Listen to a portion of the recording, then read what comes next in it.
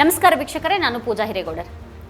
ಎಲ್ಲಿ 2019ರಲ್ಲಿ ಅಭಿವೃದ್ಧಿಯ ಭಾರಿ ಭರವಸೆಯನ್ನು ಹರಿಸಲಾಗಿತ್ತು ಆ ಲಡಾಖ್ ಕೇವಲ 5 ವರ್ಷಗಳ ನಂತರ ಹಿಂಸಾಚಾರದಿಂದ ಸಂತ್ರಸ್ತವಾಗಿರೋದು ಹೇಗೆ? ಕೇಂದ್ರಾಡಳಿತ ಪ್ರದೇಶ ಸ್ಥಾನಮಾನ ಕೊಟ್ಟಿದ್ದನ್ನು ಸಂಭ್ರಮಿಸಿದಂಥ ಅದೇ ನಾಯಕರು ಇವತ್ತು ದ್ರೋಹಕ್ಕೊಳಗಾದ ಜನರ ಆಕ್ರೋಶವನ್ನು ಎದುರಿಸಿದ್ರೆ ಅದನ್ನು ಯಶಸ್ಸು ಅಂತ ಹೇಳೋದಕ್ಕೆ ಸಾಧ್ಯ ಇದೆಯಾ? ಲಡಾಖ್ ಜನರ ಶಾಂತಿಯುತ ಪ್ರತಿಭಟನೆಗಳು ಮತ್ತು ಉಪವಾಸ ಸತ್ಯಾಗ್ರಹಗಳನ್ನು ಸರ್ಕಾರ ನಿರ್ಲಕ್ಷ್ಯ ಮಾಡ್ತಾ ಇದೆ ಅಂತಂದ್ರೆ ಅದು ಹಿಂಸಾಚಾರವನ್ನು ಬಯಸ್ತಾ ಇದೆಯಾ? ಬಿಜೆಪಿಗೆ ಹೆಚ್ಚಾಗಿ ಬೆಂಬಲ ನೀಡುವಂಥ ಲಡಾಖ್ ಈಗ ದ್ರೋಹವಾಗಿದೆ ಅಂತ ಭಾವಿಸಿದ್ರೆ ಕೇಂದ್ರದ ಭರವಸೆಗಳ ಬಗ್ಗೆ ಜಮ್ಮು ಕಾಶ್ಮೀರಕ್ಕೆ ಎಂಥ ಸಂದೇಶ ಹೋಗಲಿದೆ?